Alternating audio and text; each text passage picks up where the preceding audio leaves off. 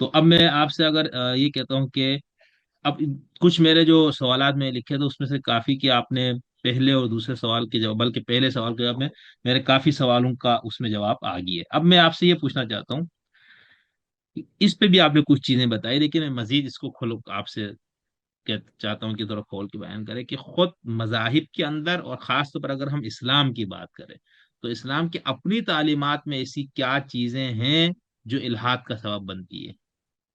ارے بھائی صاحب کیوں مروانے والی باتیں کر رہے نہیں، ہیں؟ آپ نے تو یہ بتانا ہے کہ چونکہ آپ نے الحاد کو پڑھا، وہاں کے ملحدین صاحب کو اٹھنا بیٹھنا. ابھی میں نے آگے جی آپ جی سے جی. یہ پوچھنا ہے کہ جو مسلمان لوگ بھی ملحد ہو رہے ہیں تو وہ بتاتے ہوں گے نا. یعنی میں آپ کو بتا سکتا ہوں کہ بھئی یہ چیز، اب یہ ضروری نہیں کہ ہم اس کو اسی طرح مان رہے ہیں. یعنی یہ اسباب ہیں، یہ تعلیمات کے اندر یہ چیز ہے جس کی وجہ سے آج کا ایک بندہ کہتا ہے یار یہ کوئی خدا کی بات ہو سکتی ہے.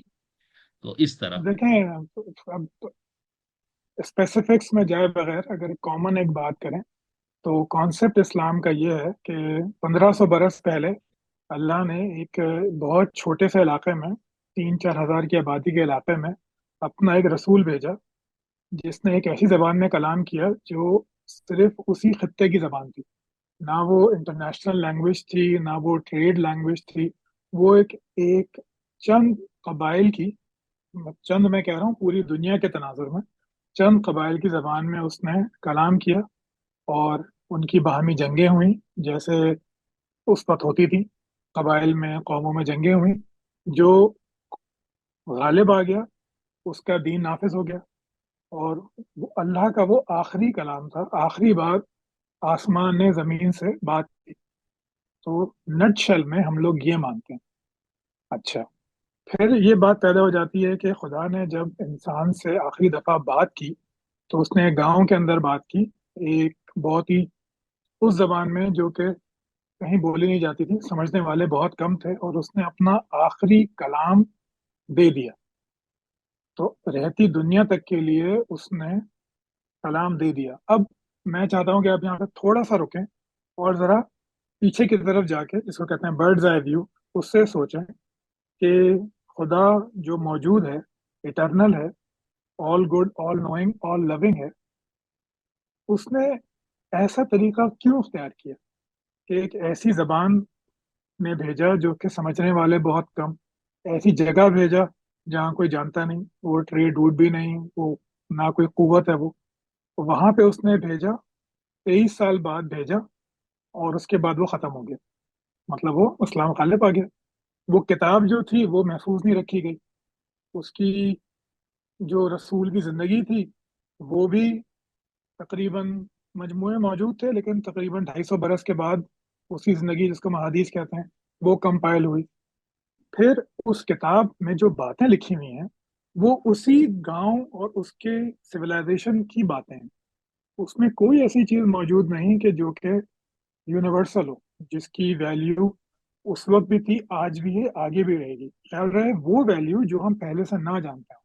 مطلب انسان اس وقت جانتا تھا کہ سچ بولنا بری بات ہے، ریپ کرنا بری بات ہے، اس نے ایسی کوئی بات نہیں کی. تو جب اسلام کو ہم دیکھتے ہیں اس طرح سے تو وہ بھی ایک ویسا ہی مذہب محسوس ہوتا ہے جیسا جوڈیزم ہے، جیسا ہندوازم ہے، جیسا کرسچینٹی ہے. اس میں کوئی ایسی بات محسوس نہیں ہوتی کہ جو کہ بتائے کہ بھائی یہ کتاب جو ہے یہ الہامی کتاب، یہ رسول جو ہے یہ حقیقت میں اس نے اللہ سے کلام کیا تھا.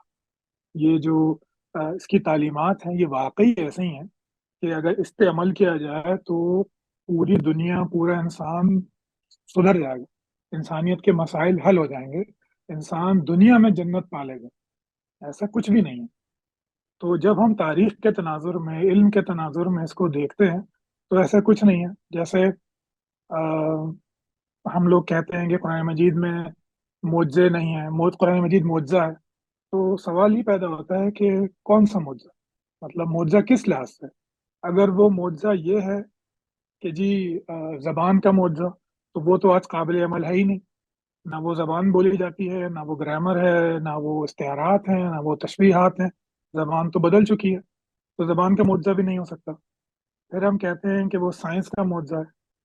تو یہ بھی عجیب سی بات ہے کہ اگر مثال کے طور پہ اگر میں آج قرآن مجید کو دیکھوں تو وہ بتایا جاتا ہے کہ हम आयत तो मुझे सूरज तो याद नहीं, लेकिन वो कि सूरज, जमीन और आसमान मिले हुए थे, हमने उन्हें अलग अलग किया। तो कहते हैं अवलम जी। यरल्लज़ीना कफ़रू अन्ना समावाति व कानता रत्क़न फ़फ़तक़नाहुमा, ये सूरह अल अंबिया जी की वो ग़ालिबन जो, आयत है। जी जी जी, सूर्य भी आपने सही कहा, रतका उससे के वो हमने अलग कर दिया उन्हें। कुछ लोग इससे बिग बैंग लेते हैं। बिग बैंग लेते हैं। अब अगर बिग बैंग में इसको डाल दूं तो बहुत अजीब सी बात पैदा हो जाती है कि इंतहाई बेरब्त हो जाती है पूरी। अगर मैं तर्जुमे से पढ़ता हुआ आ रहा हूँ आयात, उसके बीच में बिग बैंग का तो कोई जिक्र बनता ही नहीं। और अगर वो बिग बैंग था भी, तो अरबों को क्या पता बिग बैंग क्या होता है? मतलब उनके जो मुखातिब थे वो तो आम बद्दू अरब थे, उनको क्या मालूम बिग बैंग क्या होता है? फिर हम कहते हैं कि जी इसमें वाटर साइकिल का जिक्र है। भाई ये वाटर साइकिल तो अरब भी जानते थे। वो भी देखते थे कि बादल आते हैं तो बारिश होती है, साल के चंद महीनों में बारिश होती है। तो साइंटिफिक इसमें बात कहाँ से आ गई? इसमें बात लेकिन वो होता है ये कि जी डॉक्टर वो हम, जी जी डॉक्टर जी।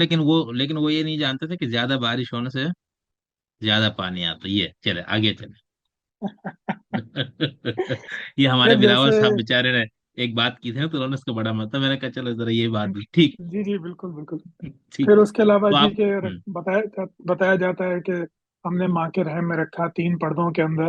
भाई वो ऊँटों को प्रेग्नेंट करवाते थे, उनकी डिलीवरियां करवाते थे, उनको वो पर्दे दिखते थे।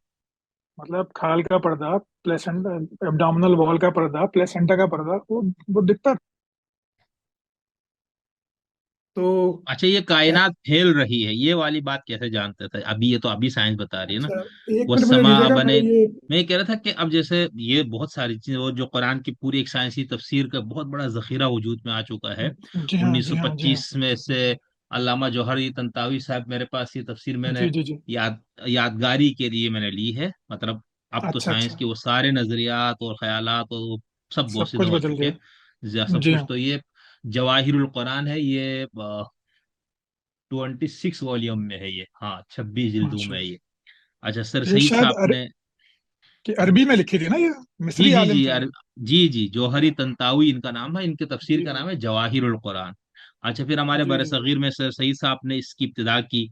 और सर सईद से होता हुआ ये अल्लामा परवेज, फिर अहलुल कुरान वाले, इन सब के यहाँ एक बहुत बड़ा जखीरा वजूद में आ गया ना। जी हाँ तो खैर, जी हाँ जी हाँ। अब इसके ऊपर वही जो हमारे मजहबी जो दानिशवरों में से एक बहुत बड़ा हल्का का कहना तो यही है कि भाई ये गलत तरीका है कि आप जो है ना, कुरान में जो कौनियाती आयात हैं उसका मकसद कोई साइंसी हकीकत का इजहार नहीं था, लेकिन ये किया लोगों ने। आप जिन चीजों की तरफ इशारा जी फरमा हाँ रहे हैं, और जिन, अच्छा, जी हाँ। मॉरिस बुकाई साहब, मॉरिस बुकाई जो है ये ये कोई फ्रांस, सर्जन थे फ्रा, जो मुसलमान हुए थे, फ्रेंच, हाँ बिल्कुल फ्रेंच बिल्कुल, मुसलमान थे।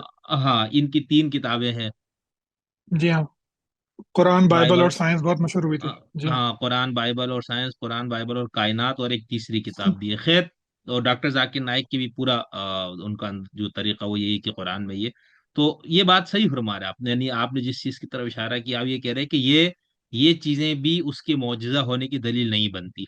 ठीक, आप ये फरमा रहे हैं। जी जी जी। जी। लेकिन मैं देखें, मैं आपको एक बात कह रहा था ना, अब जैसे कुरान में ये है ना कि वस्समा बनैनाहा बिअयदिन व इन्ना लमूसिऊन वल अर्द फरशना फनिअमल माहिदून, सूरह जारियात, कि हमने आसमान को हम्म, अपनी ताकत से या हाथ से बनाया और हम उसको फैलाते जा रहे हैं। तो अब इसको भी बहुत से लोग कहते हैं भाई अभी आपने अपनी गुज़श्ता गुफ्तगू में आपने कहा ना कि कायनात फैलती जा रही है, और यहाँ पे एक साइंसी तौर पर जी जी। तस्लीम शुदा बात है। वो कहते हैं ये कैसे पता था अरबों को, इसकी क्या तवजीह देंगे आप? देखें, पहली बात तो ये है कि मैं उस तरफ इशारा कर दूं छोटा सा, कि जो मुसलमानों ने ये किया है पिछले तकरीबन 150 साल के अंदर, ये बिल्कुल वही रवैया है जो पादरियों ने शुरू किया था बाइबल को लेकर। कि क्योंकि अ, इंसान का शऊर बदलता जा रहा है, तो उस वजह से उन्होंने भी बाइबल की यही तशरीह की थी कि देखो बाइबल में तो ये लिखा है, जिसके लिए पूरा हाँ, फिर नेचुरल फिलोसफी, नेचुरल थियोलॉजी वजूद में आया। तो ऐसे ही हमारे है। साथ भी ऐसा ही था। अब देखें, इक्का दुक्का जो चंद बातें हर जगह मौजूद है। मैं आपको एक मिसाल देता हूँ। वेदास में, जो हिंदुओं की किताब है, उसमें लिखा हुआ है कि दुनिया जो है वो बेज़वी शक्ल की है। उसमें ये बात मौजूद है। उसमें मादे का जिक्र भी मौजूद है। और वेदास जो हैं वो कुरान मजीद से कोई 2,500 2700 बरस ज्यादा पुरानी है। तो चंद बातें हर जगह मौजूद होती हैं, लेकिन हमेशा उसको ये किया जाता है कि आइसोलेट करके देखते हैं। यानी आपने एक सही। आयत यहाँ से उठाई और कहते देखो ये तो हम्म, साइंटिफिक फैक्ट बयान हो रहा है। लेकिन जब आप उस साइंटिफिक फैक्ट को दोबारा आयत में रखते हैं तो पूरी बात बेरब्त हो जाती बिल्कुल। मतलब सही। पूरी बात का कोई सेंस नहीं बनता। तो सही। मैं समेटता हूँ इसे कि जी। जो कुरान मजीद या इस्लाम भी, जब हम मज़ाहिब को देखते हैं, बाकी मज़ाहिबों के साथ उसको आ, मिला के देखते हैं, तो कोई नई बात महसूस नहीं होती। तो कुरान सही। मजीद भी वैसी ही किताब महसूस होती है कि जो कि एक मखसूस ज़माने में, मखसूस ज़बान में, मखसूस जगह पर नाजिल हुई। उन लोगों के लिए बेशक वो कुछ भी हो, लेकिन बहरहाल वो रहती दुनिया तक के लिए नहीं है। कुरान सही। मजीद ऐसी कोई बात नहीं बताता इखलाकी तौर पे जो उस वक्त का इंसान ना जानता हो। मैं दोबारा कह देता हूँ, जी। इखलाकी जी। तौर पे कुरान मजीद कोई ऐसी बात नहीं बताता जो उस वक्त का इंसान नहीं जानता था। कोई नई बात नहीं बताता। अब इसकी एक बहुत बड़ी मिसाल जो है वो स्लेवरी है, कि इंसान को गुलाम बनाना, ये हम्म। अजल से था, मतलब शुरू से ऐसे ही था। इंसान करता आया था ये। लेकिन जब अल्लाह का आखिरी दिन आता है, चाहे वो जुडाइज्म हो, तोरा हो, चाहे वो बाइबल हो, चाहे वो कुरान हो, इन तीनों में किताबों में अब्राहमिक गॉड जो है, उसको स्लेवरी पे इतराज नहीं होता। हम कह सकते हैं कि उसने काम किए और उनको अच्छा खिलाओ, अच्छा पहनाओ, ये करो वो करो, लेकिन वो बात सही है। लेकिन जो कॉन्सेप्ट है कि एक इंसान इंसान का गुलाम हो सकता है, वो कैसे मुमकिन है? जबकि जबकि आपका दावा यह है कि हुज्जतुल विदा में अल्लाह के आखिरी नबी ने जो आखिरी कलाम किया इंसान से, तो उसने बता दिया कि दीन मुकम्मल हो गया, किसी इंसान को किसी इंसान पे कोई बढ़तरी हासिल नहीं। यानी इसके साथ भी जो स्लेवरी है वो किस तरह कायम रह सकती थी?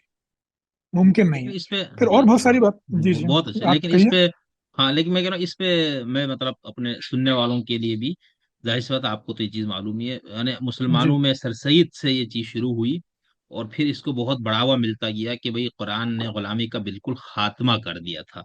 ये हमारे यहाँ एक पूरी तौजीह है इसकी, हालांकि जो हमारे कदीम फिक्ह की किताबें हैं उन सब में गुलामी का पूरा कॉन्सेप्ट मौजूद है, उनके पूरे हुकूक का पूरा बहस है, और उनकी खरीद फरोख्त।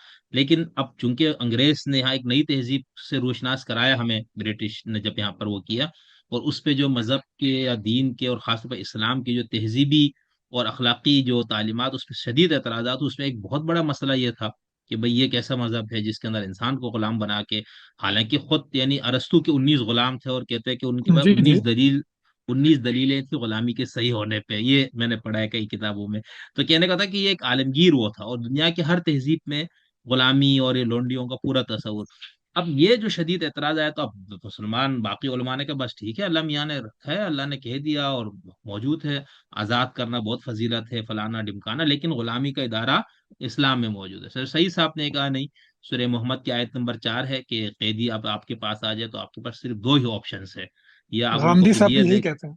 हाँ, जी वामिदी साहब और ये सब ने फिर उसी चीज को आगे बढ़ाया कि या तो आप उसको फिदिया दे के आजाद कर दो, या आप उसको जंग यानी जंगी तबादले में आजाद करो, फिदिया लेके आजाद करो, जंगी जुर्माना लगा के आजाद करो, नहीं तो वो इम्मा मन्नन बाद वो इम्मा फिदान, या एहसान करके नेकी करके ही आप उनको, यानी सर सईद और एक छोटा सा तबका जिनका ये ख्याल है कि अब गुलामी इस्लाम ने नहीं रखा, वो इससे दलील लेते, लेकिन जमहूर शिया सुन्नी तमाम मुसलमान इस बात के मोतकीद है या उसको मानते हैं कि गुलामी का इदारा मुकम्मल खत्म नहीं किया गया। खैर सॉरी, मैंने कहा ये एक यानी जो दूसरी तरफ जी से जी, भी तौजीहात आ रही, हमने कहा थोड़ा उसको भी टच में रखें। और बिल्कुल जो बिल्कुल आपने बाकी बिल्कुल। जो कुरान के मौजिजा होने और इसके ऊपर जो सारे मुल्हिदीन के जो एतराजात हैं, हम चूंकि हम तो ये समझना चाह रहे हैं ना कि मुल्हिदीन के क्या क्या एतराजात हैं। अब कोई सुनने वाले को यह ना लगे कि भाई मजहब वालों ने इसका कोई जवाब ही नहीं दिया। जाहिर सी बात उन्होंने जवाब दिया, इल्म कलाम का पूरा जो इतना बड़ा जो एक इल्म का एक शोबा वजूद में आया है मजहब तमाम मजाहिब में और मुसलमानों में खास तौर पर, तो वो इन्हीं सवालों का जवाब देने के लिए, तो इन लोगों ने भी कोशिश जी की है बिल्कुल। जवाब देने की। ठीक। जी, अब आगे चले। लेकिन लेकिन आप गौर कीजिए ना कि वो जब जवाब देते हैं, तो उनको कोई किसी न किसी चीज का इनकार करना पड़ता है। मतलब वो सूरह तो मोहम्मद की आयत तो ले आए, लेकिन कि उसमें ये लिखा है, लेकिन फिर वो ये सवाल जो दूसरा पैदा होता है कि भाई, साहबा को ये आयत समझ में नहीं आई, तबा ताबेईन को समझ में नहीं आई, अजीम तरीन फुकहा गुजर गए, उनको समझ में नहीं आई। ये अल्लाह ताला की किताब, जिसका दावा है कि वो किताब मुबीन है, वो किताब 1500 साल के बाद, तनकीद के बाद समझ में क्यों आ रही है? उनको उसका मतलब जवाब वो ये देते हैं ना कि भाई गुलामी का इदारा इतना मजबूत मुस्तहकम था, हर हर घर में कई के गुलाम, कई कई लोंडियां थी, تو اگر جیسے ہمارے یہاں جو مغرب میں جب اپنا ابراہیم لنکن صاحب انہوں نے جب غلامی کے خاتمے کا اعلان کر دیا کہ کوئی انسان کسی کا غلام، تو وہ کہتے ہیں وہاں پر بہت بڑے مسائل پیدا ہوئے. یہ ان کی توجہ دے رہا ہوں میں، یہ نہیں کہ ہم اس کو درست سمجھتے ہیں غلط، میں تو ہوں، صرف مذہب والوں کا، یعنی جو مطلب وہ غلامی کے ادارے کے وجود کو ختم کرنے کا دعویٰ کرتا، تو وہ یہ کہتا ہے اگر اسلام بیک جنبش قلم خاتمے کا اعلان کرتا مدینے میں مکے میں کہ کوئی غلام لوٹ نہیں، تو کہتے وہ معاشرے کے اندر بہت سے نفسیاتی معاشی معاشرتی مسائل پیدا ہو جاتے. وہ کہتے ہیں اس لیے اس کو آہستہ آہستہ ختم کیا. اچھا جیسا میں ویسے یہ اپنے ایک چھوٹا سا واقعہ سناتا ہوں ایسے، جی جی یعنی بالکل. میں سناتا نہیں ہوں عام طور پر، بہت سی کہانیاں ہیں کیونکہ ہمارے بھی خیالات جو اس طرح، تو وہ ہم ایک مسجد میں جمعہ پڑھاتے تھے، اور مطلب بالکل مدرسے کے آخری سال، میرا خیال سے میں پورا ختم نہیں ہوا تو اس وقت آخری سال چل رہا تھا. تو اس وقت ہم نے یہ چیزیں بھائی ساری پڑھی سر سعید اور میں نے کہہ رہی تو ایک اور دنیا بھی ہے. ہم تو اپنے باپ کا آبائی مسلک کے خول میں چیزیں جی جی. دیکھ رہے تھے، تو انہوں نے کہا یار نہیں، دنیا اور بھی ہے. تو خیر ستاروں سے آگے جہاں اور بھی ہے. تو وہ پھر ہم نے یہ چیزیں پڑھی، تو میں نے اپنے جمعے کے خطبے میں ایک خاص مسلک کی مسجد ہمارے، تو اس میں نے جمعہ پڑھا، میں نے یہ چیز بتائی کہ اسلام کے دنیا پر احسانات. تو اس میں کافی چیزوں کا میں نے یہ والا بیان کر دیا کہ غلامی کا خاتمہ کیا ہے فلاں. اب یقین مارو جمعے کا ہنگامہ ہو گیا. اچھا اس وقت یہ ہمارے جہاد کشمیر وغیرہ ہے نا، یہ زوروں پر بھی تھا، اور مشرف کا دور تھا 2004 کا غالباً، اور اس کو کم بھی کرنے کی پوری کوشش ہو رہی تھی اسٹیٹ کی اس میں. تو اس جہادی تنظیم کے ایک کچھ لوگ بالکل ہی وہ بفر گئے، انہوں نے کہا اے تسی کی کہہ رہو، یعنی ان کو تو یہ نا بھائی ہم نے کرنا ہے لونڈیاں بنانا ہے، یہ سارے فلمی ہیروئنس جو تمہیں نظر آ رہی ہے. تو بس باقاعدہ اس میں پھر میری چھٹی ہو گئی مسجد سے، وہ کہ بھائی اس نے غلامی ختم ہونے والی بات کر کے کس طرح سے اس نے مطلب اسلام کو ہی وہ کر دیا. تو خیر یہ بات بالکل ٹھیک ہے. جی جی سوری، میں نے اپنے جی. ایسے ہی نہیں نہیں، آپ نے حدیث سے. بالکل صحیح کہا. آپ سننے والوں کو بھی اندازہ ہو گیا ہوگا کہ ہم کس نہج پہ سوچتے ہیں اور لوگ جی کس نہج پہ سوچتے ہیں. جی تو اس کے خیر. علاوہ مطلب یہ کہ کوئی بھی الہامی کتاب جب وہ ٹائم باؤنڈ ہو جائے گی تو پھر بڑا مشکل ہے اس کے آگے آنے والوں کے لیے کہ جو ہے وہ صحیح. اس میں کچھ چیز نئی پیدا کرے. اب آج جیسے آپ نے پیغمبر کو اس وقت بھیج کے اس کے بعد پورا وہ دروازہ بند کر دیا نبوت کا. اب آپ کے پاس قرآن ہی ہے. اور پھر دوسری بات، جو بھی پڑھا لکھا انسان ہوتا ہے جب وہ اسلام کو دیکھتا ہے یا پڑھنے کی کوشش کرتا ہے، ایک تو ہمارے یہاں ہوتے ہیں نا کہ اگر گھر میں مذہب ہے تو بس وہ چل رہا ہے، نمازیں ہیں، جمعہ ہے، رمضان ہے، وغیرہ وغیرہ، وہ چل رہا ہے. ایک ہوتا ہے کہ جب جو خاص طور پہ مغربی ممالک میں کہ دے فیل ڈفرینٹ، کہ وہ مختلف ہیں، وہ باہر جاتے ہیں، بیٹھتے ہیں، چلتے ہیں، پھرتے ہیں، تو اس سے شوق پیدا ہوتا ہے. اور یہ میرے ساتھ بھی ایسا ہی ہوا کہ جب میں انگلینڈ آیا پہلی مرتبہ تو بالکل ایک الگ ماحول دیکھا. تو اس سے مجھے بھی شوق ہوا پڑھنے کا کہ بھائی ہم بھی دیکھیں کہ کیا لکھا ہوا ہے. جوہوز وٹنس سے بات ہوئی اس کے، تو پھر احساس ہوتا ہے کہ یہ تو کچھ محسوس نہیں ہوا کہ یہ کوئی واقعی کوئی صحیح بات ہے. مطلب اگر میں آپ کو ایک موٹی سی مثال دوں کہ قرآن مجید پہ جو ہے وہ 4 مہینوں کی حرمت کا اعلان ہے، لیکن وہ حرمت ہمیں آپ صلی اللہ علیہ وسلم کے بعد کہیں نظر نہیں آتی. مطلب جنگ صفین، جمل، نہروان یہ تو نہیں ہوئی، لیکن جب حجاج نے حملہ کیا ہے مکے پہ عبداللہ بن زبیر رضی اللہ عنہ کے خلاف، تو وہ تقریباً 6 7 مہینے وہ جاری رہا ہے. اور وہ سارا انہی 4 مہینوں کے اندر تک کوئی تقدس نہیں کیا گیا. پھر مسلمان باہر نکلے ہیں، کہاں کہاں جنگیں کی ہیں، فتوحات کی ہیں، یہ 4 مہینوں کا تقدس کہیں نہیں دکھتا. قرآن مجید میں بیان ہے کہ کہیں جاؤ تو اجازت لو، پھر نہیں ملے تو لوٹ جاؤ، اس طرح کی باتیں. کوفہ میں حضرت ابن عباس کا موجود ہے کہ یہ کہہ رہا تھا کہ قرآن مجید میں جو ہے کہ اجازت لو گھر میں داخل ہونے سے جی پہلے. تو حضرت عبداللہ ابن عباس سے جب پوچھا گیا کوفہ میں جب وہ تھے تو کہا کہ یہ تو لوگ نہیں کرتے. تو انہوں نے کہا ہاں اس کا مطلب اب حکم ختم ہو گیا، اب یہ ضرورت نہیں کرنے کی. یہ ہو گیا. پھر میں آپ کو آج کی مثال دوں. اسلام میں 4 شادیاں بہت زیادہ، ہمارے مفتی صاحب ہیں بڑے مشہور، وہ تو اس کے پروپوننٹ ہیں کہ بس اسلام میں آپ 4 شادیاں جائز کر دیں تو بول بالا ہو جائے گا. تو بہت زیادہ، لیکن یہ بھائی کہ خود اسلامی ممالک بھائی ہیں انڈونیشیا. بھائی مفتی صاحب یہ پیغام لے کے امریکہ جاپان پتہ نہیں پتہ کہاں کہاں گھومے ہیں آپ دیکھیں. فائدہ تو ہوا چار شادیوں کے بار بار بات کرنے کا. خیر جی جی. کیا کیا کیا کیا کہہ سکتے ہیں. تو بس وہ خواہش ہے لوگوں کی. خیر. تو اب جیسے ایجپٹ ہے، انڈونیشیا ہے، یہاں پہ دوسری شادی پہ پابندی ہے حکومت کی طرف سے. ہوں. اسلامی ملک نے قرآن مجید کی ایک اجازت کو بند کر دیا. اچھا ان تو میں وہ رکن جو پابندی ہے. जी, इजिप्ट तो मैं खुद भी गया अच्छा। हूँ, तो वहाँ पे पाबंदी है, आप दूसरी शादी नहीं कर सकते। उसके लिए अच्छा। आपको बाकायदा फाइल करना पड़ता है, कोर्ट की इजाजत लें, लेकिन आमूमी तौर पे आप नहीं कर सकते दूसरी शादी, बहुत ये ज्यादा तो मुश्किल। डॉक्टर साहब, ये तो कानूनी तौर पर तो पाकिस्तान में भी ऐसा ही है कि आपका इजाजत के बगैर बाकायदा दरखास्त दे के पूरे कानूनी प्रोसेस, लेकिन करते हैं लोग, यहाँ कोई पूछगछ नहीं है। हाँ, लेकिन वहां पे कानूनी तौर पे वो मुमकिन नहीं है ना। अदालत अदालत आपका निकाह भी फसख कर सकती है, और आप अगर सही दूसरी है, शादी सही सही। करेंगे तो आप जेल भी जाएंगे।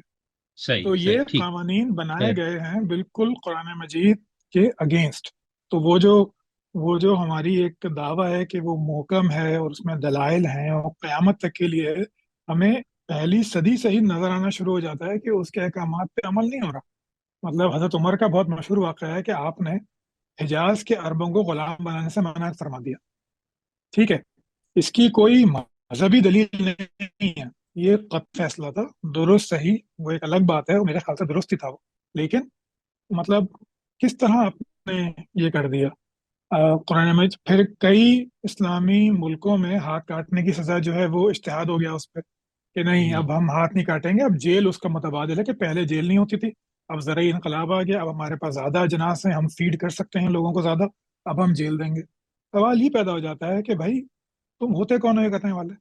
जब कायनात के रब ने आखिरी कलाम नाजिल कर दिया, तो फिर आपको कैसे ये हैसियत अता हो गई, और किसने अता की कि आप अपनी अक्ल से उसके अंदर तब्दीली कर सकें? तो ये सिर्फ एक सूरत में मुमकिन है, कि जब वो किताब इल्हामी ना हो। आप खुद सोचें, अगर आज आपके पास जो है वो शहबाज शरीफ का ऑर्डर आ जाए कि शिगरी साहब आपने घर से नहीं निकलना, आप उसकी तावील करने के मजाज नहीं होंगे।